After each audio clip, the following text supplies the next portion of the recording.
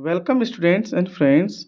हम लोग प्रबंध का सिद्धांत पढ़ रहे हैं। इसमें हम लोग वैज्ञानिक प्रबंध पढ़ रहे थे और पिछले क्लास में हमने गति अध्ययन और समय अध्ययन को पढ़ा था। आज हम लोग पढ़ेंगे कार्यविधि अध्ययन और गति अध्ययन में अंतर। देखिए, कार्यविधि क्या होता है और गति क्या होता है। गति, देखिए पहले जानते हैं इसका अर्थ क्या होता है। देखिए, इसके कार्यविधि अध्ययन में क्या है, कहता है इसके अंतर्गत विभिन्न कार्यों को करने के तरीकों का अध्ययन करके उत्तम रीति की खोज की जाती है। मतलब देखिए, कार्यविधि का मतलब अगर साफ-साफ शब्दों में कहा जाए तो जितना भी तरह का विधि होगा, सबको स्टडी कर लिया जाएगा पहले से ही। जैसे बहुत तरह का कार्य करने का विधि होगा, उसमें से जो बेहतरीन होगा, जो उत्तम रीति की खोज होगी, जो सबसे बेस्ट होगा, उसी से काम कराया जाएगा। इसी को हम लोग कहते हैं कार्यविधि। आप भी समझ सकते हैं कि कार्यविधि, कार्य कराने की जो विधि होगी उसे कार्यविधि कहेंगे। लेकिन जितने भी कार्य हैं, उसमें से जो सबसे बेस्ट होगा, उसी को अपनाया जाएगा, उसको हम लोग कहेंगे कार्यविधि। इससे पहले क्लास में आप लोग पढ़ ही चुके हैं कि गति अध्ययन क्या है।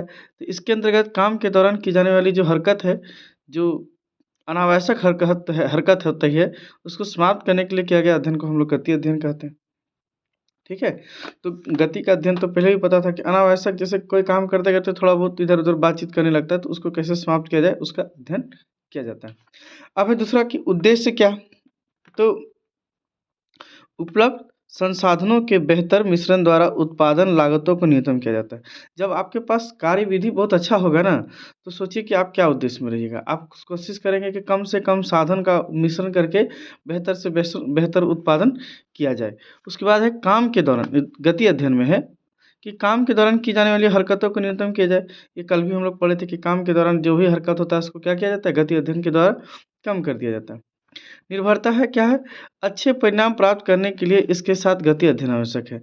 जब भी अच्छा परिणाम आपको प्राप्त करना है, कार्यविधि अध्ययन के साथ-साथ आपको क्या करना होगा, गति का अध्ययन करना होगा। आप जब कार्यविधि को देखेंगे कि हाँ, पहले से कार्य बेहतर हो रहा है ना?